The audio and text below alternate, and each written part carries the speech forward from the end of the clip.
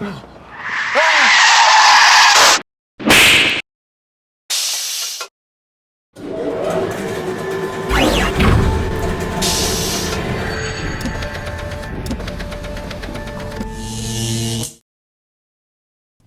to another episode of The Word Is Out.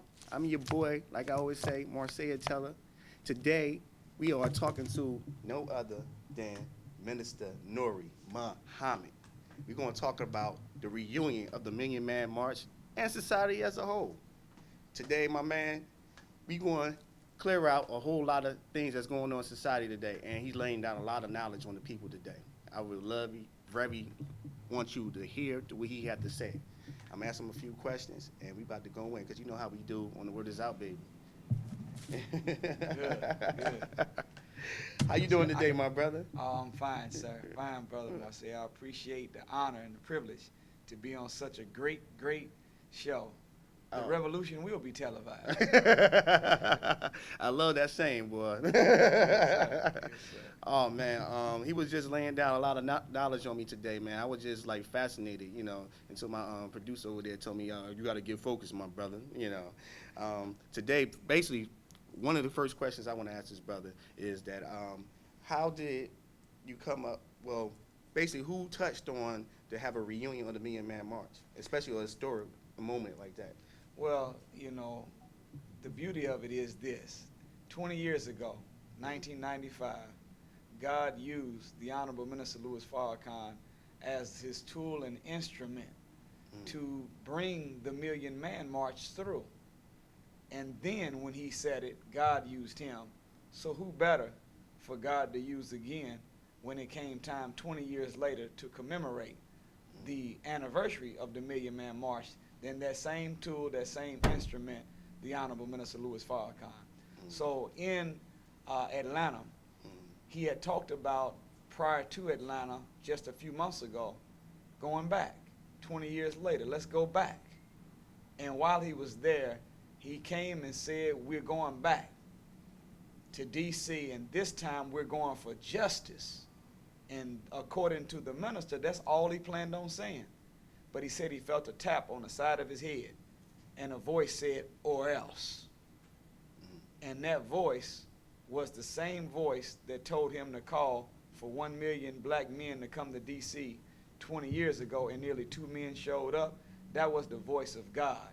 So mathematically speaking, we could say that Farrakhan called the march, but if we wanted to be specific, we would have to say God called the march through the Honorable Minister Louis Farrakhan to answer the pain of injustice that we are catching in America as a people. Wow, and that's awesome.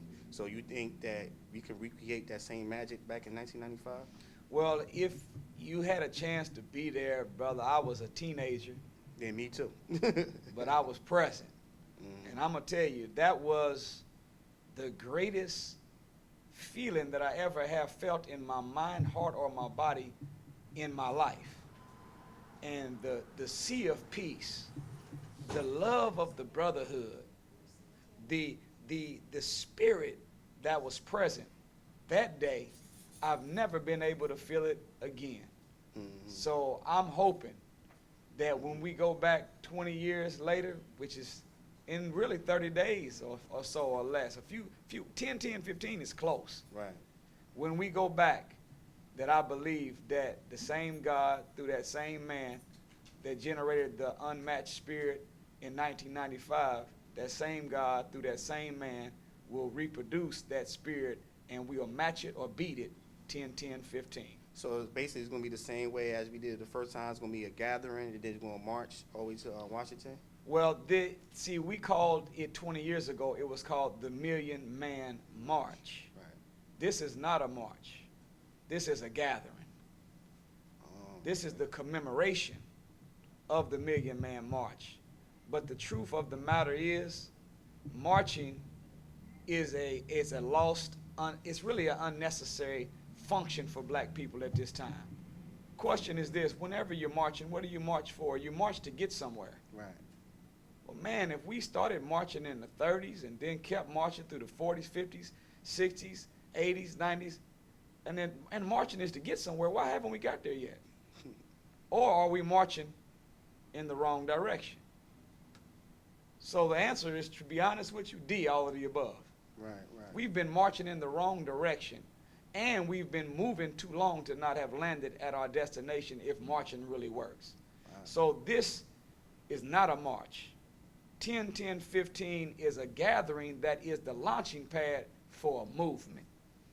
And after 10-10, 10-11 is even more important than 10-10, because that's the time where we start to organize and take what we agree to as a people on the mall that day and go back home and convert our houses into the appropriate spiritual environment to bring into existence what we as a people said justice looks like and what we think should happen in America for us to each other and for us in relationship to our 400-year-old open enemy. Wow, wow. So basically it's going to be a gathering, so it's not going to be a march. So it's going to be a focal spot that everybody's going to gather at? Well, the same location. We have the entire mall. We're talking about millions of people, God willing, present on this day. We have the support of the Native American community who have been victims of injustice. Right. We have coming to the mall that day, we have the Palestinian brothers and sisters who are the victims of injustice. We have the Latinos in America, victims of injustice. Right. We have the women's groups in support. They'll be there. We even have the veterans, the soldiers that went and sacrificed blood, sweat, and tears for America and came back and not getting fair treatment medically or financially. They are going to be there. So you're talking about a mass movement, Right. a gathering of people. Meet us at the Capitol stairs and just show up in D.C. You'll find us. Because I say it like this. You talking about the injustice, and I say, wow, the injustice is crazy out here, and especially for us as a people. I mean, like I was just saying earlier, I came in here, this particular place right here, looking for a job not too long ago, maybe almost a year and a half ago. And it's not easy for people to find a job, you know. And I know they pushing for everybody to go to college, but me personally, it's just my opinion. I don't think everybody is college material. You know? See, and you teaching, brother, you teaching. Unfortunately, the Honorable Minister Louis Farrakhan, he said it like this.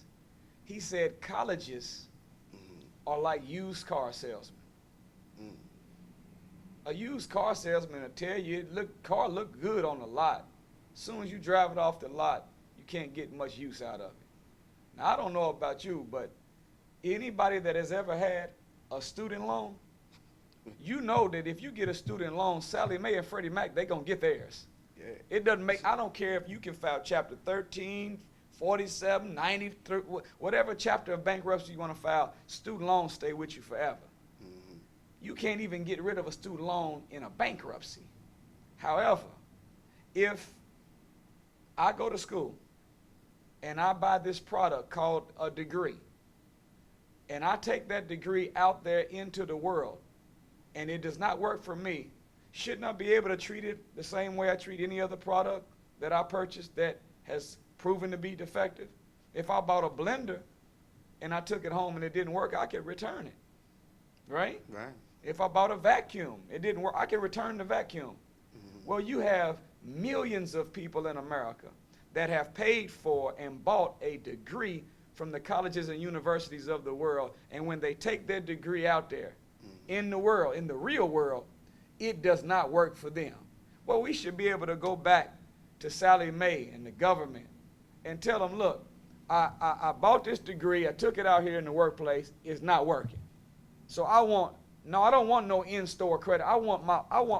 Give me my money back. But that's not what happened. So, you know, the myth of college being able to provide you with a job is a myth. Right. If what your purpose is for living that you have found is something that requires you getting a degree to fulfill your purpose, go get that paper. Because I think that's what the movement that the world is going to is like matter of fact, I had this conversation with my producer over there. You learn something from anybody. My producer back there, he told me, he said college was supposed to be for as like a cultural thing. like far as like you mingling with different people, different aspects, things that you do something different. But college was never meant for you to have a good job and so you could provide for food on your table for your family. College was something else. Now in 2015, this is say, well, this if you want to have a good job, if you want to have a house and everything, you got to go to college. Now there's some people that not dumb or stupid in that situation, but some people after high school, they're like, oh, I can't deal with that. I just want to go get a job, work somewhere, and maybe have a small house or apartment, and that's it. But if you want to have a big, humongous house, like we were talking about Montclair or these suburbs or something like that, maybe that's your next move. But reality is this: the number one aim and objective of every human being on the planet, after you peel back everything, go to the core of the primary goal for which people live, and that is to find happiness. Well, my teacher, the Honorable Minister Louis Farrakhan, he was teaching on the new educational paradigm, and he said, I was looking up the definition of happiness. Then check this out. He said, no, not in the dictionary, but I consulted myself. I said, man, that boy, that's a beauty. And then I said, wait a minute, who is Webster anyway? That his definition. So if I'm getting ready to take a definition, I'm going with Farrakhan over Webster any day. Mm-hmm. But look at what the minister said. He said, I found that happiness comes when you have found your purpose for living and you are fulfilling that purpose. You then have an unspeakable joy. Mm. So happiness does not come from filling full your pocket. Right. Happiness comes from fulfilling your purpose. Your destiny, achieving so greatness. If your purpose requires you to go get a degree, then you do what it takes to fulfill your purpose. Well, question becomes, well, how do you know what your purpose is? The most Honorable Elijah Muhammad said it like this. He said, whatever you love to do and whatever you do well is more than likely what you're born to do. Your purpose is that single activity that you do well with the least amount of effort. How do we know whether we're operating in our purpose or not? Mm-hmm. Ask yourself this. If somebody gave me $200 million, would I still be doing tomorrow after I receive the money what I am doing today? And if the answer is no, I would not come back to do what I do to earn a living, you have not found your purpose. Because when you found your purpose, it don't matter whether you are rich or poor, your joy doesn't come from filling full your pocket. Exactly. It comes from fulfilling your purpose. Right. And what that says, my brother, is that you will be happier doing what you love to do and what you're born to do, making less money, than being rich doing what you hate or what you don't like. Mm-hmm. So at the end of the day, in that form of justice, economic justice, mm-hmm. the most Honorable Elijah Muhammad teaches us that we must do for self or suffer the consequences. Mm-hmm. No, a good job is not defined by how much you make an hour. A good job is not defined by how your insurance benefits are or what your retirement fund will be. A good job is the only good job you have is the one you provide for yourself. Mm. You cannot leave a legacy to your sons and daughters as an employee of some big white company. Mm. The only way you can create a legacy is if you've created an independent economic enterprise that when you're dead and gone, you can pass on to them system and structure that they can use to keep the name of your family alive even when you're dead. Mm. So that in that economic form, that's justice. Mm. That's justice. Do for self. Mm. Create your own business. Mm. Don't worry about clocking in on somebody else's clock. Create one for yourself. So basically, the people, we shouldn't just go with the wave of what's going on nowadays. Basically, like going to college but I mean, you probably can go to trade school and get certain trades in that nature. Because I know a lot of people say, you know what, I'd rather just go to trade school instead of go to college. Well, like we're saying, again, you have to find your purpose. Mm-hmm. Once you find your purpose, whatever steps it takes to fulfill that purpose, take them steps. Right. Be willing to pay your dues that you can be operating in the purpose for which you were created. Right. Otherwise, I don't care whether you get the yacht, mm-hmm. or the mansion, or the car of your dreams, buy all the nice clothes you want. At the end of the day, you're going to be unhappy. And you'll have spurts of happiness that comes whenever you get something new, but you will not have true inner peace, inner happiness, unless you are operating and fulfilling your purpose. So, you know, whatever it is, if your purpose is to be a doctor, you're going to have to go to school to fulfill your purpose. Right. But if your purpose is to be a entrepreneur, a business owner, a real estate, if that's your purpose, then college may not be what you need to do. Right. You need to learn the distribution of resources and the real estate market itself, and then put yourself into that. That's your purpose. So it all depends on what you're born to do, which determines what course you take. You remember the game of life? The game of life, the board game, right? Yeah, the board game. Right. And if you started, you can go to college, or actually I never played it. I just seen it. yeah, well, that's how it works. So it just depends on, you know, what your purpose for living is. That's the biggest thing that we need people to go after. Go after what you're born for. Right. That's where your true happiness will come from. Since we on this subject, and it was like my sixth question my last question I wrote down. We were talking about I was talking about finances. I think a lot of people think financially, what they're going to do, and especially in the urban communities, they're not going to physically move these people out. They're going to financially move them out. Now, when you're talking about what taxes going up, you're talking about the cost of living is going up. Now, like we in North New Jersey now, the average rent is like what, $900, $1,200. And I was just telling you that I was in here myself looking for a job. Yes, now you got all these people in here looking for a job, and your rent's $1,200, $900 starting. What do you think these people are going to do? They're going to go to the life of crime if you can't get a job. You know, so I think that financial is like, you know, is hurting a lot of people, and that's why producer, that's why I invited a young lady, Cynthia, here, and because her situation is Cynthia Johnson. No, I wasn't talking about you now. I was talking about your situation with your mom's with the bank. Illegal foreclosure and illegal eviction. My mom is 80 years old, and we've been fighting for 14 years with these banks who have passed the mortgage from bank to bank, and each one has made a significant amount of money off of it. And we found out it just all traced back to it was a scam from the beginning. They were coming into the urban areas and targeting seniors of African descent and to foreclose on them. All right. My mom right now, after she was physically forced out of her home, is so sick right now. I mean, she's in a hospital bed at home. I made sure I brought her home with me because she wasn't going to make it anyplace else. And it's so worrisome. And then you see over and over again where they are physically evicting 80, 90, 100-year-olds from their homes they have been in for years, like almost 30 years. So, my person who originated my mother's loan went to jail for mortgage fraud. Right. Yet, these banks are still continuing on with it. So they've admitted to me, Chase Bank right now has admitted to me that they made a mistake, yet they're not willing to rectify the situation. They asked me, what did I want? I said, I want you to give my mother another home, and you give her as much money as she needs to live for the rest of her life because of what you've done to her. Before they evicted her, my mother was walking. She didn't have a feeding tube, which she has now. She was not in diapers, okay? She was a vibrant woman going up and down the stairs.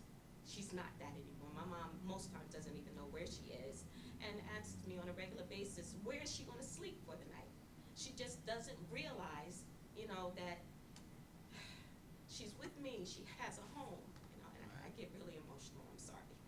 But it's just a nightmare at this point, and I don't know how to get her to understand, what they've done is wrong, and I'm trying the hardest that I can to fix it. So, I've launched a major campaign against these banks, and I go in all the time. Yes, ma'am. Well, this, my sister, is just another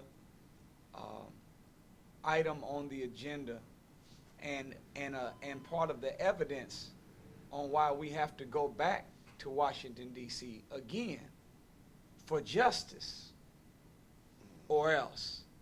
And where we've been going wrong as a people is that we've been saying no justice, no peace, no justice, no peace, no justice, no peace. We've been saying this now for literally over 70 years. That slogan came out 70 years ago. And every time that if the bank does us wrong, no justice, no peace. When the retailers do us wrong, no justice, no peace. Whenever we don't get fair wages, when the voting rights, no justice, no peace. When they kill, when the police or the Ku Klux Klan kills one of our little brothers, no justice, no peace. Well, the question is, when is our word going to be bond? See, the Bible says in John 1:1, in the beginning was the Word, and the Word was God. The Word was with God. The Word became flesh and dwelt among men. That means that the Word is not supposed to stay a word. It's supposed to go from a word to an action, from an action to a habit, from habit to character, and character to what makes the destiny and future of us as a people. So when the Honorable Minister Louis Farrakhan was told by God to say, or else, he's being given the necessary thing that we have to do now whenever we see things like this happen. Because what is the consequence to a bank? What is the consequence to these lenders? What is the consequence for the police department? What is the consequence to the Justice Department? What is the consequence to big white corporations that have us as the last hired and still the first fired? What's the consequence for the insurance companies that redline us? What's the consequences for big rich white corporations that come in and gentrify the inner city? What's the consequence? Until we as a people, Muslims, Christians, Hebrews, Jews, Kappas, Qs, Sigma Gamma Rho, Church of God in Christ, Church of Christ without God, I don't think you have that, but you know what I'm trying to say. Until we come together, irregardless to denomination, set or tribe, and say that, you know what, because you hurt your mother, that's my mother too. And we have to spiritually graduate, Brother Marsaya. Yeah. We have to graduate as a people out of sympathy to having empathy for one another. See, sympathy means that I feel bad that something hurt you. Right. But empathy means whenever something happens to you, I feel the pain that you feel. And the minute that we get back that united with one another, where your pain is my pain and my pain is your pain, then we will not allow your mother to suffer that without us doing our part to stand with you in solidarity and in unity. So this is what 10-10-15 is all about. It's about us coming together as a people, asking God to give the rulers of this world his or else through rain, hail, snow, earthquakes, like he did in the past, and then asking God to give us the self-discipline, the focus, the persistency, and the love for one another that we can unite as a united people and offer or else to them. Or else, guess what it is? Economic withdrawal. Do you know Dr. King in 1968 in his last speech, marching, he realized it wasn't working that good. Picketing, boycotting, it wasn't working that good. Women getting sicked on by dogs, water hose down, wasn't working that good. Beaten the head, locked up for nothing, he said, you know what? He said we have to figure out a way to redistribute the pain. Well, isn't economic withdrawal and boycotting is like in the same thing? Same thing. Right. So when he said we must find a way to redistribute the pain, look at what he says. He says we bring in $30 billion a year. That's in '68 as black people, making us the 11th richest nation in the world. But we're not using our dollar as a weapon, our money as a weapon. This is Dr. King talking. Now, 30 billion in '68, but guess what it is now for us? 1.1 trillion. Whoa. We're not the 11th richest nation in the world. We are the 9th richest nation in the world. There's hundreds of nations, and we are in the 9th spot as black people in America. We got plenty of money. We got money. We got dollars, we just don't have sense. We're not using it properly. We are the only people on the planet that still blame the white man for 95% of our problems and spend 97% of our money with them. Did you hear that? We spend all, so guess what we do? We say, if this is Chase, if this is Huntington, if this is Citigroup, we found out that we have 150 cases in Newark, New Jersey, where you all are guilty of predatory lending. So guess what? If you don't give these 150 justice, we as a black nation are withdrawing all of our money out of your banks. Wow. And I promise you, you won't see black people going down to March for Justice or else. Chase and Nordstrom and all them. When we start seeing them there, the Best Buy and them will be down there. Target will be down there talking about, if y'all don't give these Negroes some justice, because this or else is hurting. Right. You know how many polo shirts we got on the rack because of this or else? Right. You know how many Jordans we still have? So when we withdraw our money Right. because of the injustice that we are receiving, I guarantee you, it's not a coincidence that on the back of every dollar bill, whether it's a 1 or 100, it says, "In God we trust." Well, when they say God, they're not talking about you are my God. They're talking about G-O-D as an acronym, gold, oil, and drugs. Money is the God of this world. So if you withhold their God, you'll find them dancing to a whole new tune. Exactly. And that's what it's going to take, my sister. And that's what 10-10-15 is all about. It's about producing really operational unity among us as a people, where we will punish those that are our enemies and reward those who are our friends, all together as one united front. And that's what I always talked about. I was always talking about boycott. Yeah. I'm like, because we talk about our problems. Matter of fact, I was just listening to my wife earlier today, because she worked for the Board of Education, and she was just laid off the 3rd time for the Board of Education. They're attacking the school systems. That's right. You know, our governor, Chris Christie, and the other lady, Cammie Anderson, I heard she just got let go, which was good. But she was just let go, and they attacking the public school system. And a lot of people think the public school system is going to fall by the wayside, and because they promoting charter schools, because they're promoting charter schools. And our governor, who's supposed to be running for president, you know what I mean? What are these people supposed to do? I mean, even though he looking at numbers, okay, this right here. But when we outside, we not looking at numbers. I'm looking at the brothers out here that's out of work, that's coming in here Monday, Tuesday, Wednesday, Thursday, looking for a job, that's working for the Board of Education. What about them people? Right. Is he coming down here and talking to these people looking for a job? No. Is he even talking to these bums out here looking for a job? So when you start saying you want to stop gang violence, Bloods and Crips, and drug selling and stuff like that, okay, that's a conversation. But some of these people feel as though they have to be in that lifestyle in order just to eat a sandwich for that night. Well, you know, we were talking a little bit off the air before the show began, and it was a comment made about seeing some of the rich houses that white people have in the suburbs surrounding Newark, New Jersey. And statement was made about, you know, what's going on? How do they have what they have? And I'm working and so forth. How do they get this? I got children too. I want my children to live. What's happening?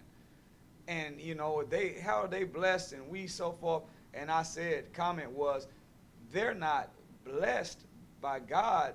That's not the reason they have what they have. It's because they cursed us with slavery.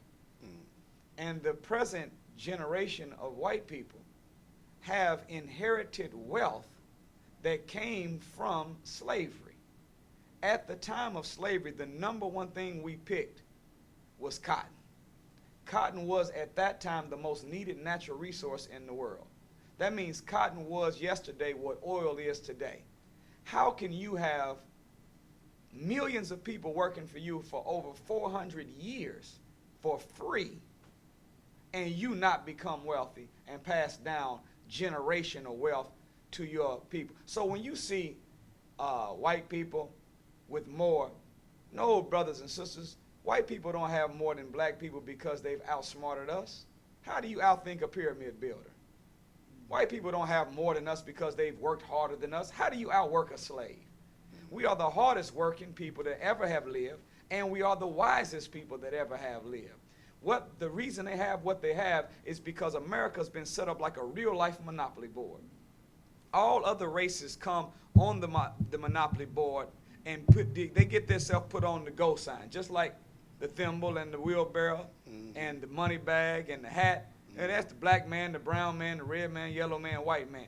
Difference is that when white people and other nationalities start in America, they come to the table with their inheritance. When you start the game of Monopoly, they're supposed to give you 2 $100 bills, 2 500s, 4 50s, 6 20s, 5 10 5s. Y'all have never played Monopoly. Yeah. You remember that? Yeah. Now, I used to go to jail all the time. but imagine if you started the game of Monopoly. If somebody said, here, we're going to play Monopoly, you don't get no money to start with. Yeah. See, the only two things you can do when you move around the board. Either you can, when you land on the property, either you can rent it or buy it. But if you don't have no money to pay the rent or buy it, then you can't even live on the board. So what ends up happening to black people, we came out of slavery. We never were given our 40 acres and our mule. We did not get the inheritance to start the game of life here in the wilderness of North America. So we don't even have the ability to rent or buy as we move around the board. So we can't even live on the board. We have to live off the board. And off the board is crime. Off the board is selling dope. Off the board is hustling. Off the board is welfare. And when you live off the board, which is outside the law, then you end up committing crime. And the next thing you know, you go to jail. You go directly to jail and you don't pass go and collect your $200. Right. So that's what's happened to black people. So that's the economic injustice. It starts with the fact that we never were given our reparations for the 400 years of slavery, suffering, and death that we experienced. We never were paid while we were on the plantation. And we never have received that economic justice. So what I'm saying is this. The Honorable Minister Louis Farrakhan teaches us that we have not achieved what we could as a people because we are imbalanced in the distribution of our energy. We spend too much time trying to get a piece of the American pie, trying to integrate into a system that has proven to fail us and not love us, and not enough time trying to grow our own apples, plant our own wheat, buy our own kitchen, get our own oven, and make our own apple pie where we don't have to beg for crumbs or a piece. We can produce a whole pie for ourselves. Exactly. So we've spent, all of our organizations spend 90% of their time and energy trying to make white people treat them better. And only 10% of their energy trying to build something independent for black self. If we flip that and spend 90% of our time trying to build something, I complain about the schools that's not teaching black history. The schools won't give our babies the knowledge of self. The schools. Well, stop spending so much time complaining about it and use your energy to replace it. They won't hire me and so forth. Well, stop asking for it. Stop applying for the job. Create a job for yourself. And if we put more energy into building an independent than trying to integrate into a system that does not love us, we would not be begging, we would not have the door, we wouldn't be lined up, we would have it all for ourselves. And that could start with boycotting. That's it. But look at what this is. This is a saying that helps support that. Prophet Muhammad, peace be upon him, said this. He said, whenever you experience injustice, there's 3 things that you can do. He said, 1, the best thing that you can do is raise your hand against it. That means that you start fighting it and building something that's opposite of what you are complaining about. Next, if you don't have the strength to raise your hand against it, then at least speak against it. And if you can't speak against it, if you don't have the strength to do that, the least you can do is boycott it. Withhold your support from whatever you see is unjust. So we really need all 3 of them in place. There's some soldiers that are fearless enough and wise enough to raise their hand against it. There's some that may not be quite that strong, but they're at least strong enough to speak against it. And then there's some that may not be strong enough to speak against it, but they are at least able to say, you know what, I won't give no money to it. all of us can find our slot in one of them places.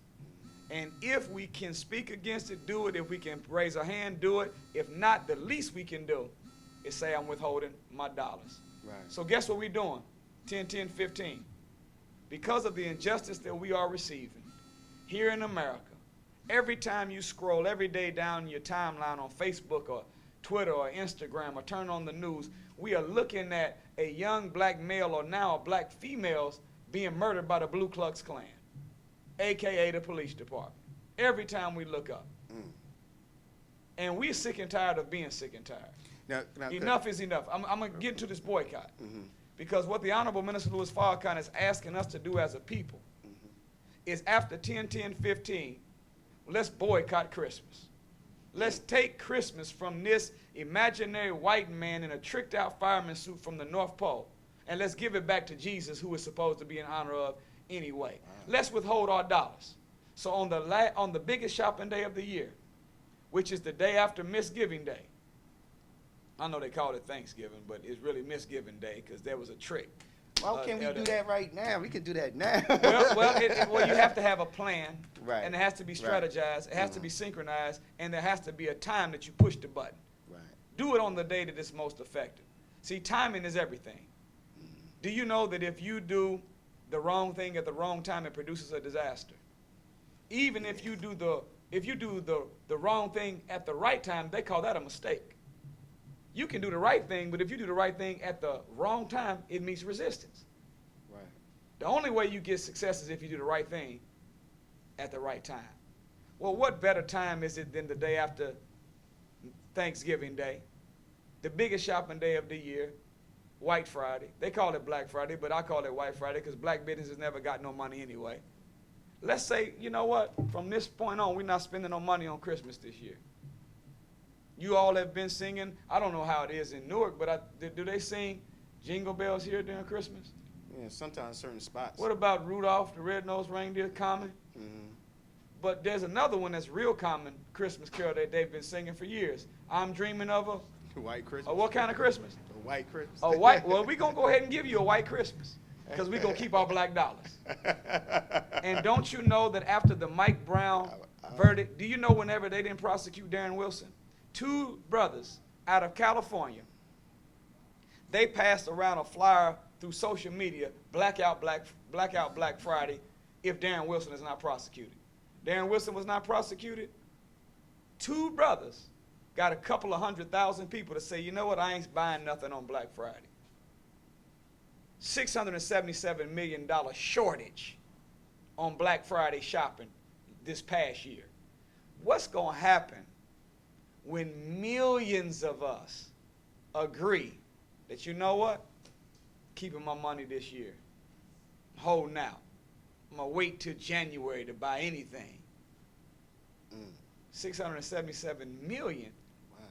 with just a few of us doing it. If a lot of us do it, what kind of blow would that strike? So you'll see. A mighty stroke. Yeah, the next time you see a march in Washington, I told you who's going to be down there. It's going to be Foot Locker.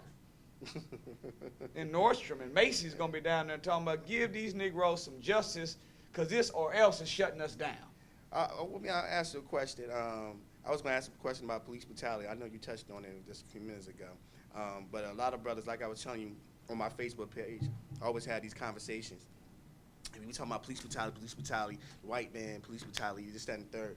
But a lot of brothers that come out and saying there's a lot of questions. They say, well, one, that we got to look into us, well, our ignorance. With this, with hip hop, with our hip hop culture and how we act and stuff like that, we videotaping fights each other and ignorance and stuff like that. And I love my black brothers and sisters, but sometimes that we so angry on our personal problems, I take it out on a person I don't even know. Yeah. First, I'm gonna call you the N-word. I'm gonna call you a bunch of B's, or what you looking at, this, that, and the third, to our own people. And you might give more respect. You say the white man, you might give more respect to the white man sitting over there because you want something from him, like a job or something like that, whatever. But if I see another brother or sister, I want to cuss you out. I want to tell you off for something simple. Yeah, it's deep. It's deep, though, brother. So how we get rid of that sickness between us as a people first? Well, and it is a mandatory requirement. See, we look crazy sending hashtag Black Lives Matter to the White House and not sending hashtag Black Lives Matter to the trap house. Right. We look crazy telling white people in police uniforms to stop killing us when we, in everything we wear, kill one another. It looks crazy whenever in a 3-year cycle, 2,000 to 3,000 black males are killed by police officers or correctional officers. But in that same 3-year cycle, 25,000 black people were killed by other black people. Exactly. So the Most Honorable Elijah Muhammad said we cannot demand respect from another people unless we first respect ourselves. So it is a requirement that we do so. However, we have to do both at the same time. We got to run both these trains on 2 different tracks at the same time. I hope that our track will be able to outrun theirs and we can do better by ourselves quicker than they ever do better by us.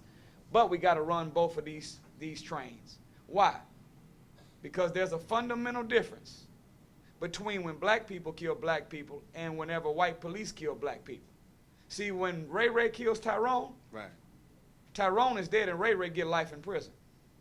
But when Officer McGillicuddy kills 20-year-old unarmed Tyrone, 25 witnesses and 5 people videotaping it, he gets paid administrative leave, never gets arrested, never gets prosecuted, does no jail time. Somebody sets up a GoFundMe account, and other Confederate-minded white folks that think like him put millions of dollars in there. He quits the department, gets a job in the private sector, making more money than he used to make in the police department, and lands a book deal. So we've got a right to say to white people and white police that we demand that the federal government intercede to ensure that we receive justice, or else we have that right and that responsibility. So I asked this question right here. What's going on with our black leaders today? Well, you know, unfortunately, and fortunately, our leadership that we have today is still operating from an old, broken system that did not work then and has not and will not work today. There's an old saying that yesterday's keys cannot open up today's locks. And that old go along to get along, that old mentality that I just want a bigger piece of the American pie, that please treat us better, that old mentality does not ride with this modern generation.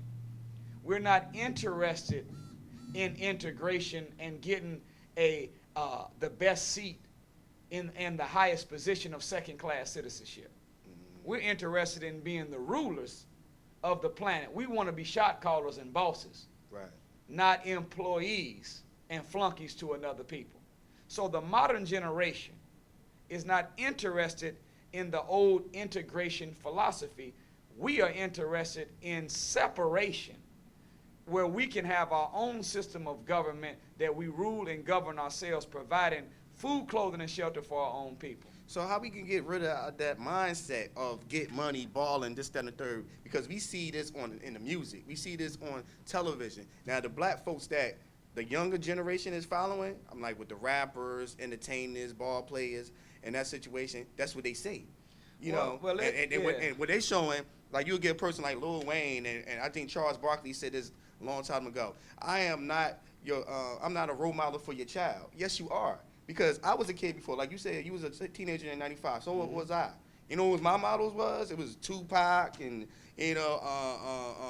Jordan, Michael Jordan, these type of people. So for you, NWA, they had a big movie out and stuff like that. Now, what you saying like you're not a role model? Yes, you are, because I was sitting there like I wanted to be them. I wanted to be Eddie Murphy. I wanted to be Big Daddy Kane. I wanted to be these people right there. So if they're not my role models and I'm sitting in the house and I'm listening to their music, yes, you are my role model. So Lil Wayne, you do make a matter. You do, Charles, this Bill Cosby, all these people, they matter in our society, and we look up to these people, and we listen to their music and stuff like that. So if you sitting up there, you talking about girls or bees, hoes, this, that, and the third, and everybody's going to the club and party and stuff, we got to get away from that mindset. And how can we do that? It's so deep because... Matter of fact, we got to change them leaders, they mindset too. Yeah, well, it's happening. You know, just as it was during the time of Moses, when he was freeing the children of Israel, the elders they were too afraid to challenge the giants in their promised land. So since they would not fight and challenge the giants, they were cursed in the wilderness for 40 years to allow all the old and the fearful to die off so the young and the fearless could go in, defeat the giants, get the promised land, and govern their new territory. That didn't happen 4,000 years ago. That's getting ready to happen in a few minutes right here. That's why if you ever take the word Moses and you translate it into Arabic, it's Musa, spelled M-U-S-A, because the real Moses wasn't 5,000 or 4,000 years ago in Egypt. The real Moses is in the United States of America. His name is the Honorable Elijah Muhammad, and the modern Aaron and Joshua that's going to lead us to the promised land, help us defeat the giants, and get this land of our own is the Honorable Minister Louis Farrakhan. That's the true history of that scripture and that verse. With us and those leaders moving out of the way, it's going to happen. Our entertainers, our artists, they are leaders and have not been told that they are leaders. So we are thankful that leading up into the 20th anniversary of the Million Man March on 10/10/15 in Washington, D.C., the Honorable Minister Louis Farrakhan has been meeting with all of these soldiers from the hip-hop community. Ludacris is going to be there. 2 Chainz, Young Thug, Birdman, he's signed on. Yeah. Yes. Rick Ross, Goody Mob, Outkast. And something in a positive setting. They are promoting it and they are participating on 10/10/15. Will and Jada, they donated $150,000 to help make it happen.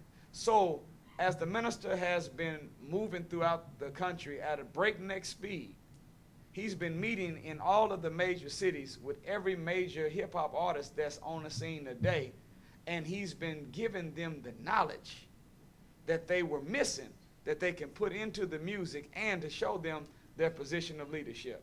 So keep your eyes open. We might see some new music coming from some of these same brothers that once used to degrade. And what once was a bad thing may become a good thing in the very near future. Wow. The enemy knows the power of music. There's nothing in the world more powerful than music. Right. You didn't hear me. The Honorable Minister Louis Farrakhan said this. He said, one good rap song is worth more than 1,000 of my speeches. Now, his speeches got a lot in them. Right. And for him to say one good rap song is better than 1,000 of his speeches, with all of the spiritual ingredients and nutrients he puts in his lectures, he considers one rap song to be at the top 1,000 of his. That ought to let you know music is powerful. In fact, music is so powerful that music is the primary way we learn. How did you learn your ABCs? Actually, it was a song. It was like, Huh? he was like A, B, C, D, E, F, G. Oh boy, Yeah. we learn our alphabets. Oh boy, Yeah, I remember that when I was a you kid. had the hip-hop version. You had the hip-hop version I of it. remember being like this. But like, do you remember? But the point is it was a song. Right. Some of the others remember that when they learned the ABCs, they said at the end, now I say my ABCs. Next time, won't you sing with me? So music is the primary format for learning. So our enemy knows that whenever you are an artist, hip-hop or R&B, you're not just a singer or a rapper. You are an artist. Why would you call them an artist? If they're artists, what are they painting? If they're artists, what are they painting with? And even more important, what is the canvas that they're painting? The words, the lyrics of the artist are the paint. And the canvas that they're painting on is the minds of the people. So these enemies, these architects of confusion, these social engineers, the gatekeepers of the music industry, there is another 99 Lil Waynes out there that are conscious, just like Lil Wayne is.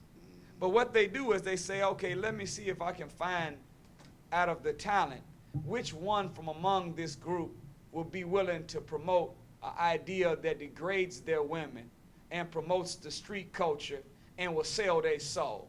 And they pick you come with me, and they leave the other 99 that were conscious out there to try to hustle their little CD out the trunk of their car. So it is not the artists that are the real opposition creating the problem. It is the gatekeepers of the industry that make these artists sing these songs. Did you know that Michael Jackson, as big as he is, and big as he was, that he had a song, they don't really care about us? Right. And in the song, you know, he says, sue me, Jew me, you will never do me. Mm. They released it, and when they heard the word Jew me, they made him pull back over 1 million albums and change the lyrics. And he did it? Did it. Had to.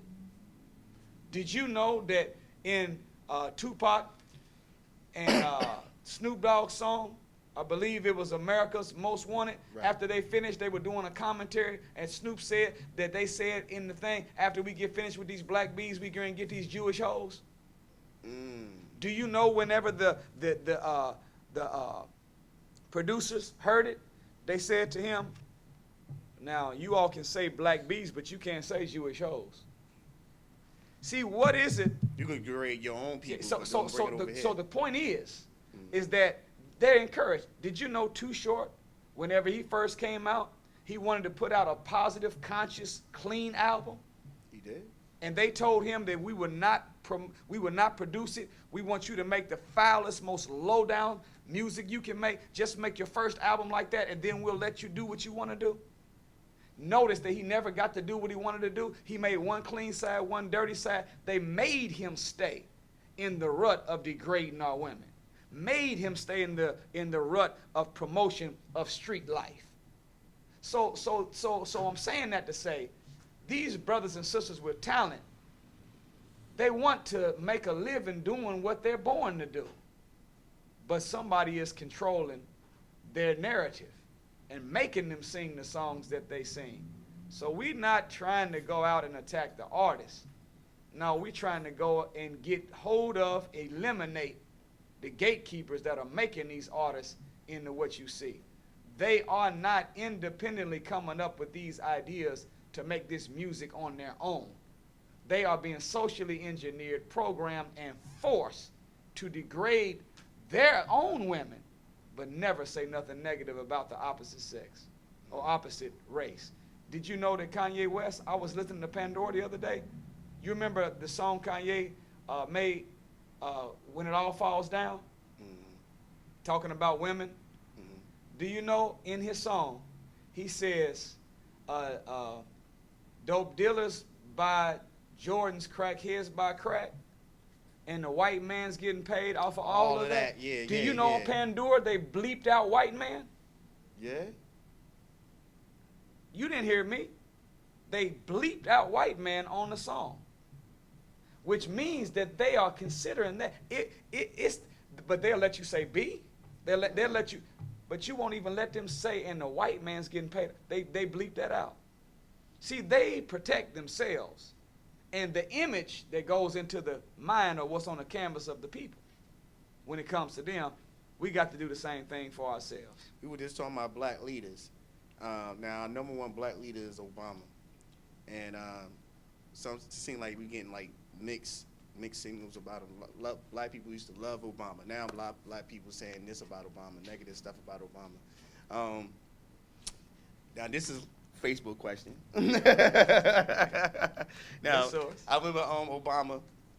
He just recently passed the same-sex marriage law. Yeah. A lot of folks is not agreeing with that. Right. And now, since the same-sex marriage law, now they got, us, people. Period. If I can move something with I could just go march and I could do this. All right, what else can we change? I seen something on the news. They're saying that a lot of gay people want to change for you to say that's not my husband, that's not my wife. I want you to say spouse. Because they said it's offensive to them if they hear you say that's your wife or that's your husband. So since they say that's offensive to them, they want to go march against that. So you think Obama allowed this, or you think that was a great thing that he did, in your opinion? Well, I'm going to say this. No, it's not good. It's not good to violate the law of God to follow the will of man. It's never good. However, I'm going to say this.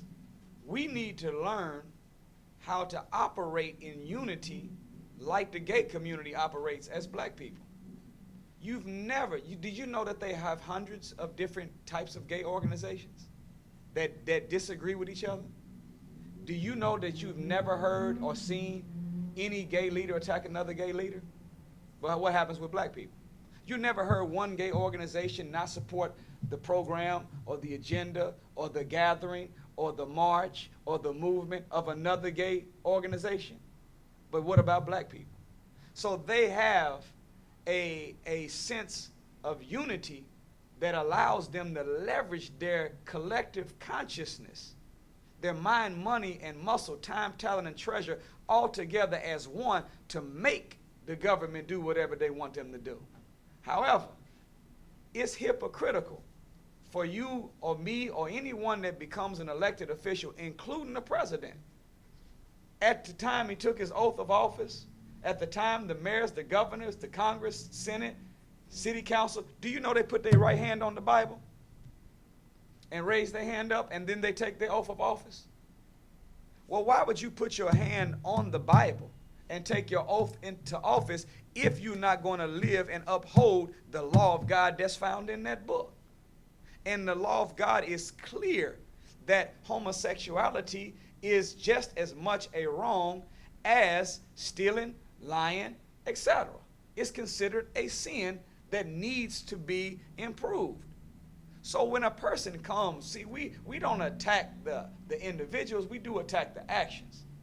We're not anti-brothers and sisters that have this problem. We're anti our brothers and sisters participating in this conduct. And we want to help them come up out of homosexuality or lesbianism the same way we want to help someone come up out of drug use or committing crime. Wrong is wrong. So that's the mindset we have to approach it.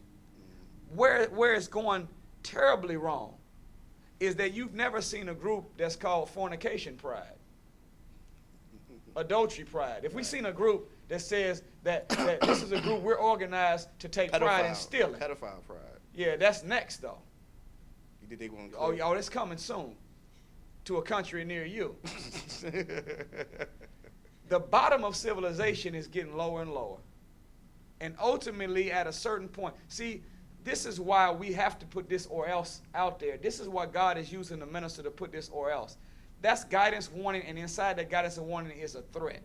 If America continues down the road that they are on, they will suffer the same thing that Egypt and Rome and every other nation that God chastised before. A nation, according to the Bible and Holy Quran, where everything goes, will soon be gone. It ain't for us to, don't get sad, black people. America is going to fall for being wrong morally and being wrong with the way they've handled the original people, the children of God, black people in America. That's going to happen. So don't get sad if America's falling. If our object's falling, we already at the bottom. Don't get sad, just get out the way. And that's what we are trying to get our people to get out the way of the fall of America. There's an or else for the government, but we got some things that we got to correct ourselves, or we got an or else coming to get us too. So I'm hoping that everyone that is watching this program, that you will say, you know what?